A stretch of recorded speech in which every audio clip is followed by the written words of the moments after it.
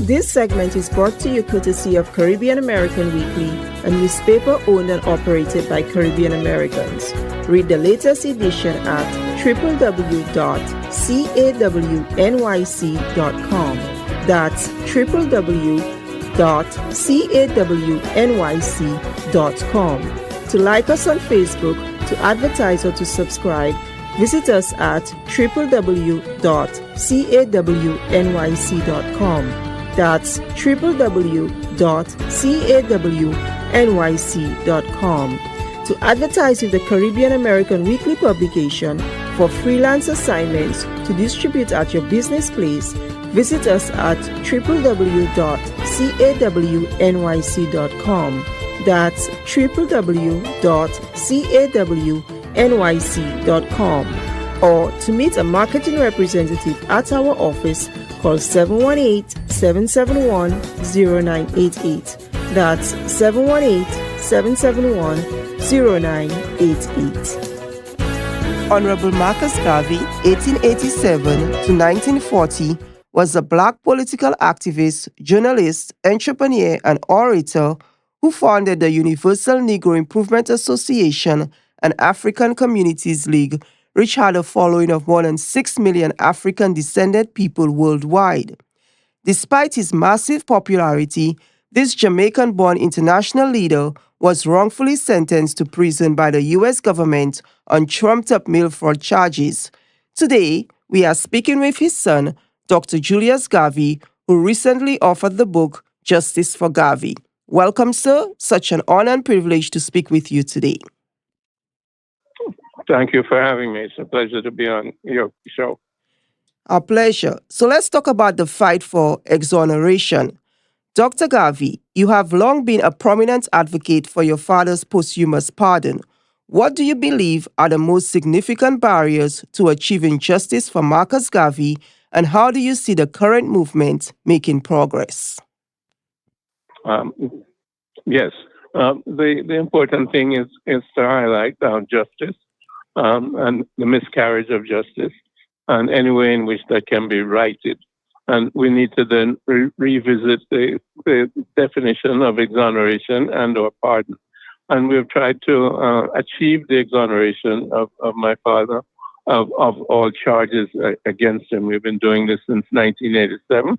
Which was the centenary of his birth, and we appeared before the Congress of the United States, House Judiciary Committee, and there have been House resolutions consistently since that time up to the present asking for his exoneration. But that's a very political process. At the present time, Yvette Clarke, a representative from Brooklyn, has such a resolution before the Congress, and of course it's discussed in the Judiciary Committee.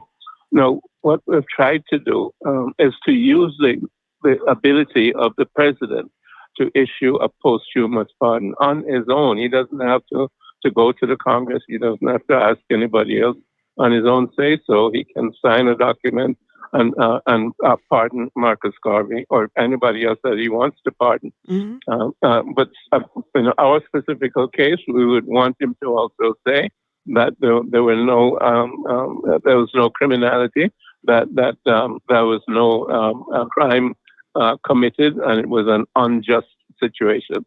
So we want to use the posthumous pardon as a process to go directly to clearing Marcus Garvey's name. Now, we've been doing this since President Obama in 2016. Our law firm made the application for the posthumous pardon.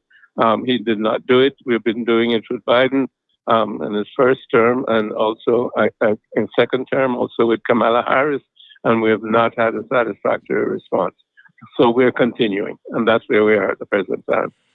Hopefully you would have some success with this new incoming administration, seeing that he's seeking pardon for himself. Well, the administration hasn't come in yet, so we're not going there just yet.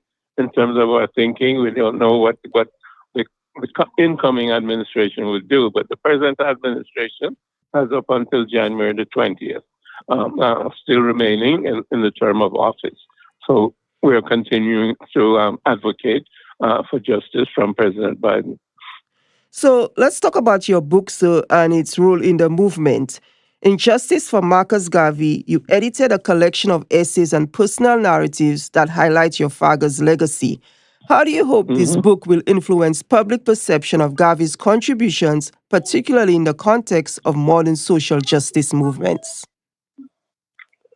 Well, it's both a historical document as well as a legal document, shall we say, reviewing the court case, etc. And by and large, we don't control our educational process, certainly not enough. And this is also an attempt to educate the current generation about what happened, shall we say, 100 years ago, because it's simply repeating itself in terms of the African American community. It's, I would say, continues to be fragmented between so-called nativists as well as immigrants from the Caribbean, as well as immigrants from Africa. Very often we don't see ourselves as one people.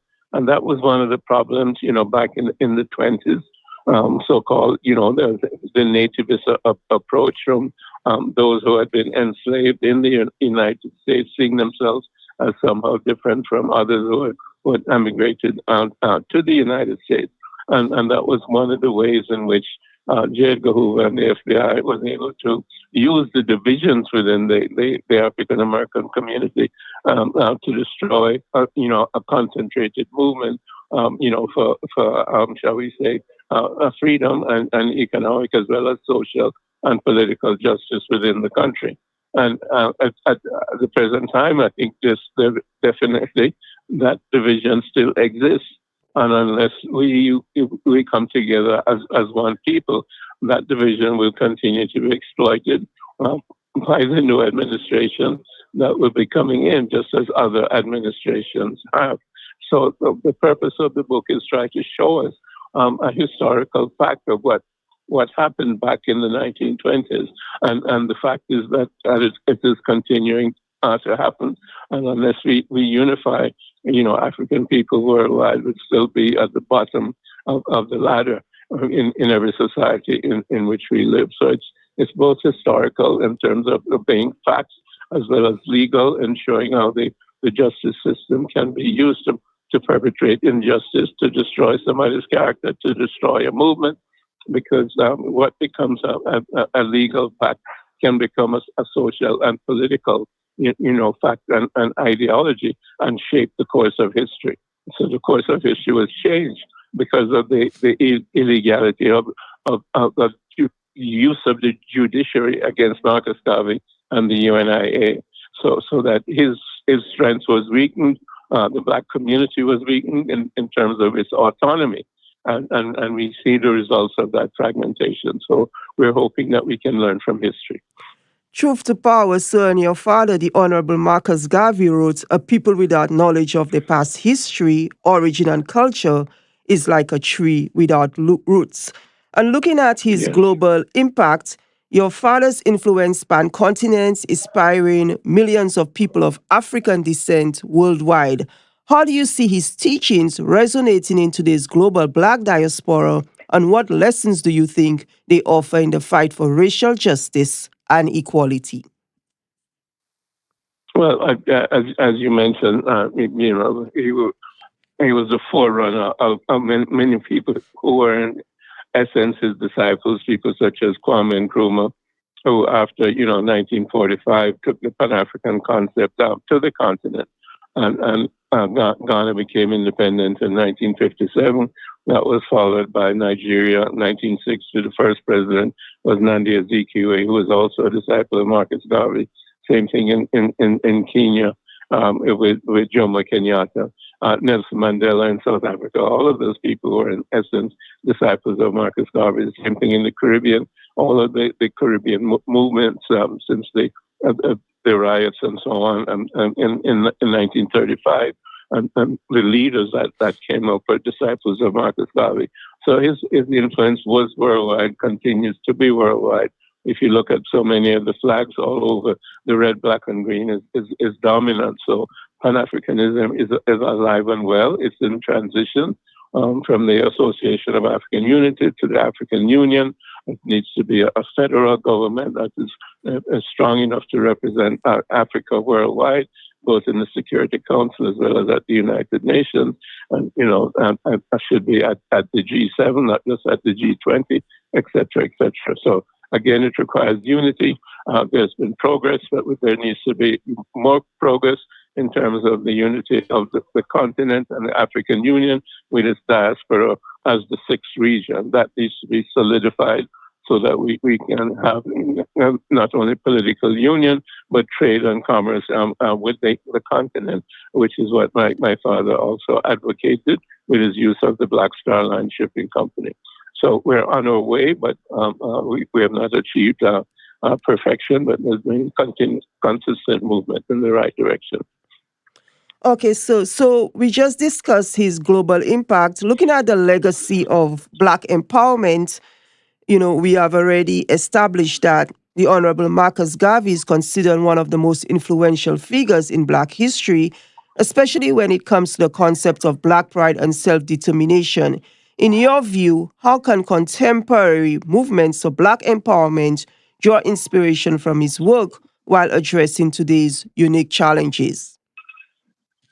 Well, we need a complete transformation of the educational system.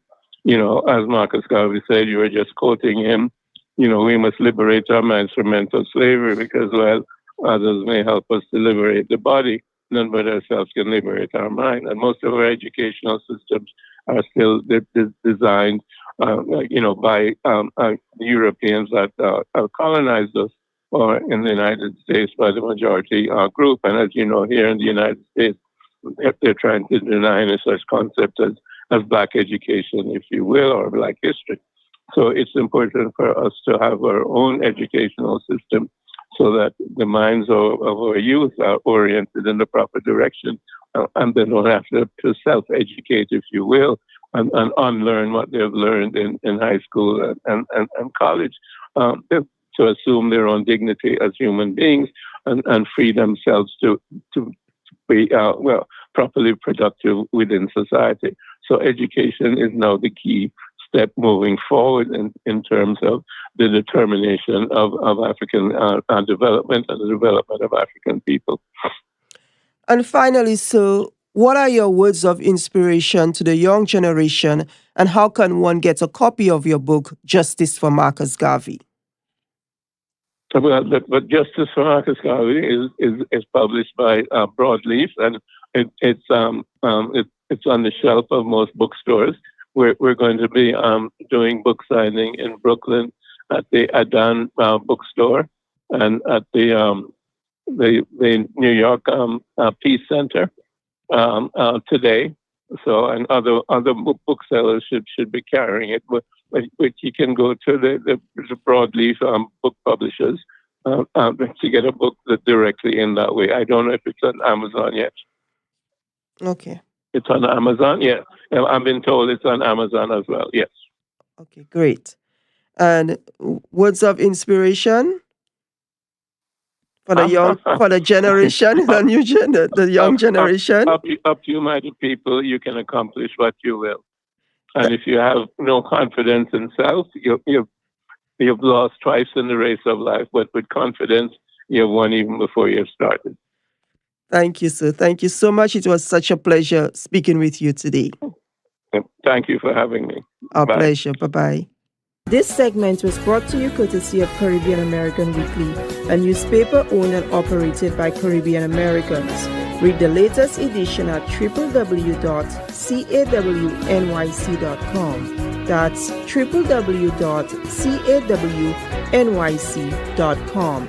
To like us on Facebook, to advertise, or to subscribe, visit us at www.cawnyc.com. That's www.cawnyc.com. To advertise with the Caribbean American Weekly publication for freelance assignments to distribute at your business place, visit us at www.cawnyc.com. That's www.cawnyc.com. Or to meet a marketing representative at our office, call 718-771-0988. That's 718-771-0988.